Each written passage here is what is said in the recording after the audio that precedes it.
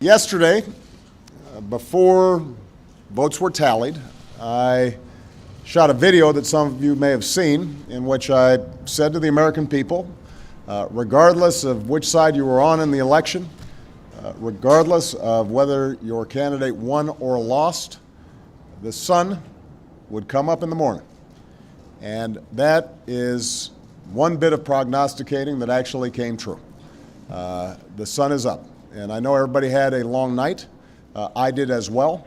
I had a chance to talk to President-elect Trump last night, about 3:30 in the morning, I think it was, to congratulate him on winning the election. And I had a chance to invite him to come to the White House tomorrow to talk about making sure that there is a successful transition between our presidencies.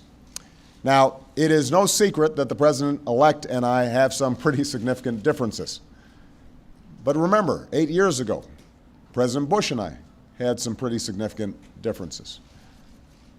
But President Bush's team could not have been more professional or more gracious in making sure we had a smooth transition so that we could hit the ground running.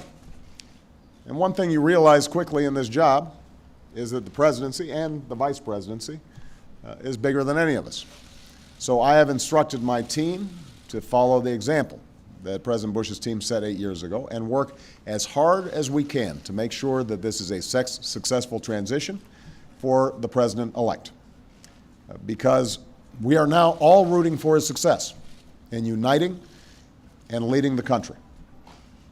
The peaceful transition of power is one of the hallmarks of our democracy. And over the next few months, we are going to show that to the world. I also had a chance last night to speak with Secretary Clinton, and I just had a chance to hear her remarks. I could not be prouder of her. She has lived an extraordinary life of public service. She was a great First Lady. She was an outstanding senator for the state of New York, and she could not have been a better Secretary of State. I'm proud of her. A lot of Americans look up to her. Her candidacy and nomination was historic and sends a message to our daughters all across the country that they can achieve at the highest levels of politics. And I'm absolutely confident that she and President Clinton will continue to do great work for people here in the United States and all around the world. Now, everybody is sad when their side loses an election. But the day after, we have to remember that we're actually all on one team. This is an intramural scrimmage. We're not Democrats first, we're not Republicans first. We are Americans first. We're patriots first. We all want what's best for this country. That's what I heard in Mr. Trump's remarks last night. That's what I heard when I spoke to him directly. And I was heartened by that. That's what the country needs. A sense of unity, a sense of inclusion, a respect for our institutions, our way of life, rule of law, and a respect for each other. I hope that he maintains that spirit throughout this transition, and I certainly hope that's how his presidency has a chance to begin. I also told my team today to keep their heads up because the remarkable work that they have done day in, day out, often without a lot of fanfare, often with a lot of attention, work in agencies, work in obscure areas of policy that make government run better and make it more responsive and make it more efficient and make it more service-friendly so that it's actually helping more people. That remarkable work has left the next president with a stronger, better country than the one that existed 8 years ago. So win or lose in this election, that was always our mission. That was our mission from day one. And everyone on my team should be extraordinarily proud of everything that they have done. And so should all the Americans that I've had a chance to meet all across this country, who do the hard work of building on that progress every single day. Teachers in schools, doctors in an ER clinic, small businesses putting their all into starting something up, making sure they're treating their employees well. All the important work that's done by moms and dads and families and congregations in every state.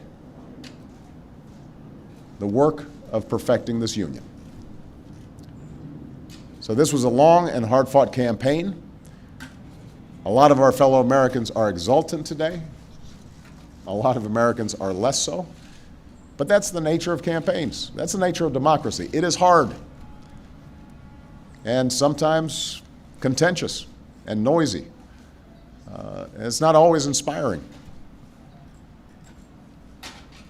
But to the young people who got into politics for the first time and may be disappointed by the results, I just want you to know you have to stay encouraged. Don't get cynical. Don't ever think you can't make a difference. As Secretary Clinton said this morning, fighting for what is right is worth it. Sometimes you lose an argument. Sometimes you lose an election.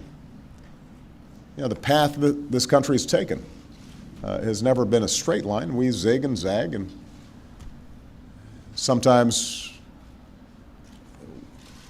we move in ways that some people think is forward and others think is moving back. And that's okay. I've lost elections before. Joe hasn't, but you know. So I've been sort of sharing. Remember, you beat me badly. That's the way politics works sometimes. We try really hard to persuade people that we're right. And then people vote. And then if we lose, we learn from our mistakes, we do some reflection, we lick our wounds, we brush ourselves off, we get back in the arena. We go at it. We try even harder the next time. The point, though, is that we all go forward with a presumption of good faith in our fellow citizens. Because that presumption of good faith is essential to a vibrant and functioning democracy. That's how this country has moved forward for 240 years. That's how we've pushed boundaries and promoted freedom around the world. That's how we've expanded the rights of our founding to reach all of our citizens. It's how we have come this far. And that's why I'm confident that this incredible journey that we're on as Americans will go on. And I'm looking forward to doing everything that I can to make sure that the next president is successful in that. I've said before, I think of this job as being a relay runner. You take the baton, you run your best race, and hopefully by the time you hand it off, you're a little further ahead. You've made a little progress. And I can say that we've done that, and I want to make sure that handoff is well executed because ultimately we're all on the same team. I've just received a call from Secretary Clinton.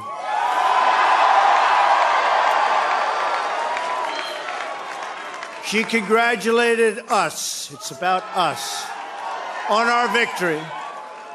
And I congratulated her and her family on a very, very hard-fought campaign. I mean, she fought very hard.